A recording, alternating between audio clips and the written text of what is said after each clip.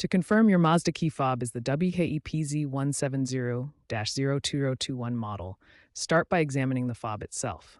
This model is commonly found in Mazda 3 and CX-5 vehicles from 2019 to 2025. The model number WKE-PZ170-02021 is typically printed on the back of the fob. You can also find it inside the battery compartment or on the original packaging. Knowing the correct model number ensures you use the right battery type and follow the proper disassembly steps for safe replacement.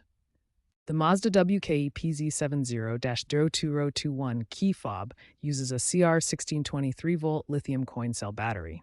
This compact battery provides the power needed for the fob's radio frequency transmitter. The battery powers essential remote functions, including locking, unlocking, and engine start capabilities. With regular daily use, these batteries typically last between 1 and 2 years before needing replacement. Signs that your battery is low include reduced signal range or the inability to start your vehicle remotely. When replacing, ensure you purchase a genuine CR1620 battery from reputable brands such as Energizer or Panasonic for reliable performance. You'll need a small flathead screwdriver or pry tool to gently open the key fob. Plastic tools are preferred to avoid scratching the plastic casing. A new CR1620 lithium coin cell battery is essential. This 3-volt battery provides the power for the key fob's functions. Anti-static gloves are optional but recommended to prevent electrical discharge that could damage the fob's electronics. A small towel or cloth provides protection for the fob's surface while working on it. No special tools are required, making this a straightforward DIY task that should take only 5 to 10 minutes. Carefully pry open the fob's plastic casing. Look for a small release tab or seam. Insert the flathead screwdriver and gently twist to separate the two halves. Avoid using excessive force to prevent damage. Once open, you'll see the battery and the circuit board. Be mindful of the components inside and avoid touching them directly if possible. Before removing the battery, note its polarity. The positive side, marked with a plus sign, is usually indicated on the fob's battery compartment. Use the screwdriver to gently lift the old battery out of its compartment. Be careful not to damage the contacts or the fob. Insert the new CR1620 battery, ensuring the positive side faces the correct direction as marked on the fob. Double-check the polarity to avoid malfunction. The positive side should align with the marking inside the fob. Consider using rechargeable CR1620 cells to reduce e-waste and save money over time. Carefully align the two halves of the key fob casing and snap them back together. Ensure the casing is fully closed and there are no gaps. Apply gentle pressure until you hear a click, indicating that the fob is securely reassembled. Avoid forcing the casing closed, as this could damage the internal components.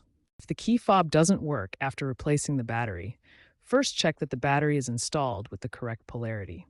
The positive side should face up, as marked inside the fob. Incorrect polarity can cause the fob to fail immediately. Next, clean the battery contacts inside the fob using a dry cotton swab. Dust or corrosion from old batteries can prevent proper electrical connection, leading to weak signals. Gently wipe the contacts to remove any residue. Perform a reset by cycling the vehicle's ignition. Insert the key, turn it to the on position without starting the engine. Wait 5 seconds, then turn it back to off. This clears any temporary glitches from static discharge or misalignment during battery replacement. Check for radio frequency interference from nearby electronics like microwaves, cordless phones, or Wi-Fi routers. These can disrupt the fob's 340 MHz signal, mimicking battery failure.